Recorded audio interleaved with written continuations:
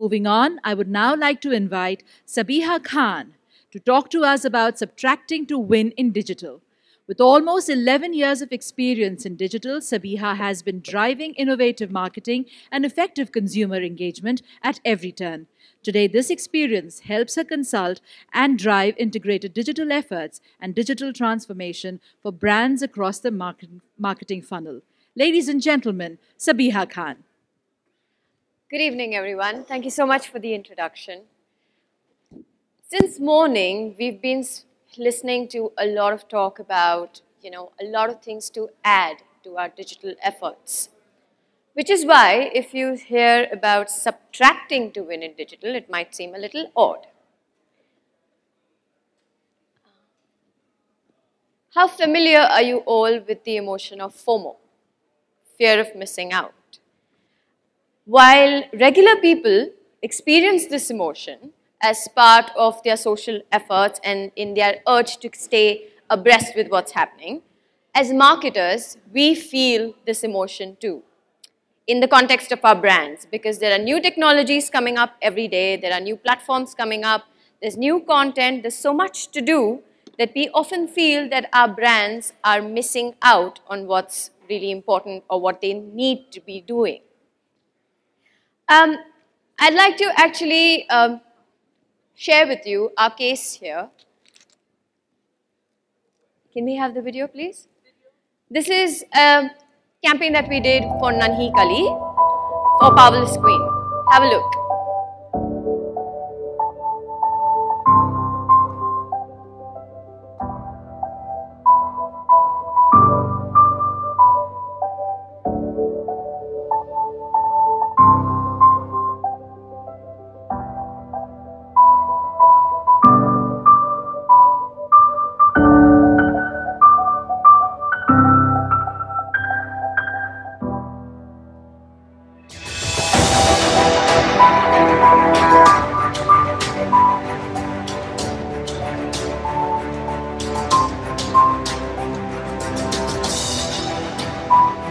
Play a game of chess with the Powerless Queen on powerlessqueen.com and see if you can win.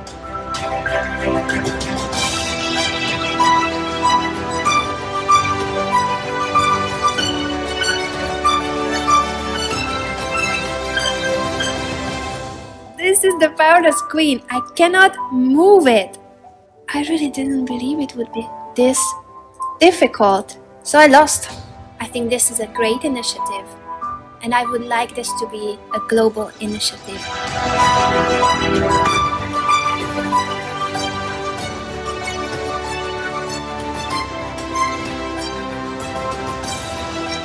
Hashtag Powerless Queen has been gaining massive momentum on social media in the launch week itself. The campaign, which was launched on the occasion of Women's Day, has reached out to more than 3.6 million people within 24 hours of its launch. I think this is a very good initiative to prove to the society that girls can do anything.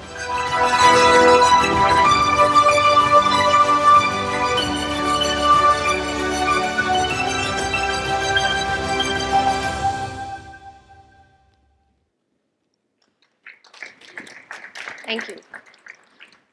Now, what do you think was different about this campaign, or what is it that we subtracted? The campaign was made on a shoestring budget. In fact, this was one of the few campaigns we've done which had the most limited amount of elements to it. The one thing that we did was we recruited just one influencer, and that was Tanya Sachdev.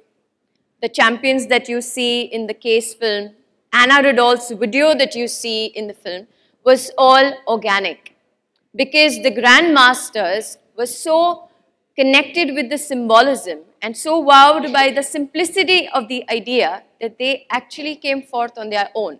No kidding about that. And the campaign got everybody talking on its own because of that. In fact, it got shortlisted in Cannes this year in the PR category. So, which brings me to the point that you don't need to leverage on too many voices to spread the brand message. Leverage on the right voice. Getting hold of Tanya and getting her to speak about the campaign was the right decision, because Tanya is a woman and she is a grandmaster. So when she spoke about how you cannot win a game of chess with a powerless queen, then how can you expect a society to win when its women are not empowered, actually struck home. And speak the right message for your brand. So we all have too much to say about our brands, but it's important that you focus on the one message that you'd like to mention. And we asked people to play the challenge, simply. We just asked people, go ahead and play the powerless queen game of chess and see if you can win, and you'll know what we're talking about. Moving on. The second point that I'd like to sort of bring to light is planning of the brand journey. This is an important journey for all of us as marketers. We often try and chart a linear journey which has an upward trajectory. Nothing wrong with that. We all want our last campaign to sort of ensure that the next campaign we do is better. We want to make sure that the scale starts increasing every single time as marketers when we start charting our brand's journeys out here. But have we ever stopped to think about how the voice of that journey is getting charted? How many of us have seen this particular campaign? It's the latest Nike ad. Brilliant. Now, if you would have noticed the video of this campaign, it's basically a montage of Nike's 30 years as a brand, and it has Colin's voiceover in it with some very beautiful copy. Very brilliantly made ad. But the one thing that stands out in this ad is that Nike finally is being bold. How? In its brand journey, Nike is showing everyone that it has a voice. It's actually showing that it can take a stand, and it's doing so very, very proudly. How many of us would let our brands take a stand?